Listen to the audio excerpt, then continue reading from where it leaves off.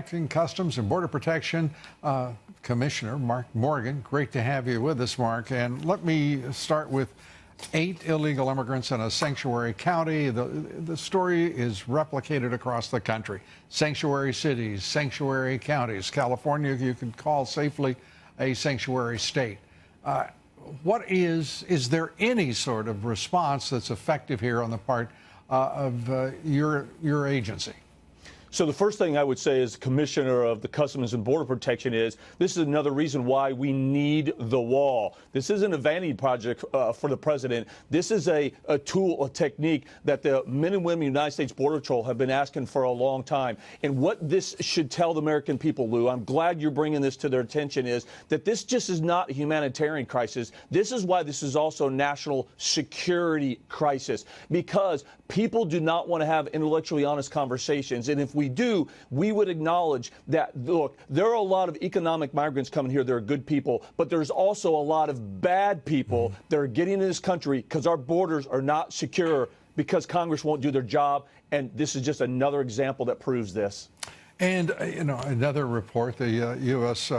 Bureau of Prisons reporting that about a third of incarcerated prisoners are not born in this country, and the impact on our society is absolutely disproportionate to the number of illegal immigrants, as well as those who are immigrants but born elsewhere in our prisons. I mean, it's straightforward stuff, but it is almost impossible to cut through the noise of the left-wing national media and, of course, Chuck Schumer, Nancy Pelosi, and their conference in both chambers.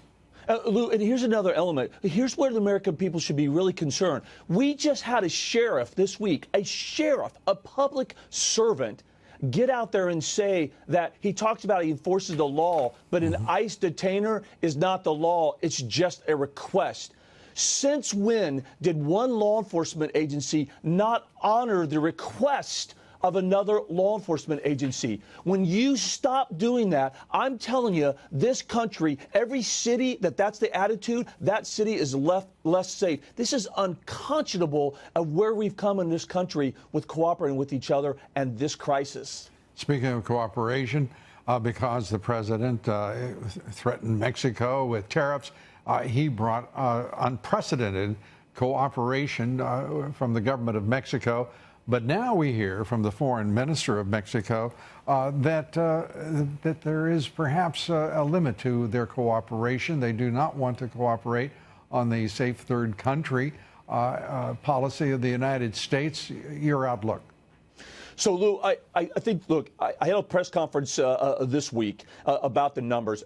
Mark, look, it's clear. The government of Mexico, as you just said, has stepped up in unprecedented way. Right. 25,000 troops under the Migrant Protection Protocol. There's over 44,000 people that they've agreed that are waiting in Mexico as they go through the asylum process in this country. And that was, in large part, the reason why we've seen a 57% reduction in the last 90 days. But as I've said, make no mistake, Mexico, we need them to do more. We're going to continue to press for them to reach additional agreements, continue to sustain their operation, and continue to work with us with strategic, targeted interior enforcement operations. They're doing a great job. They're looking at us as true partners, as a real regional crisis, but we need them to do more. We're going to continue to press them to do more. When you say press them to do more,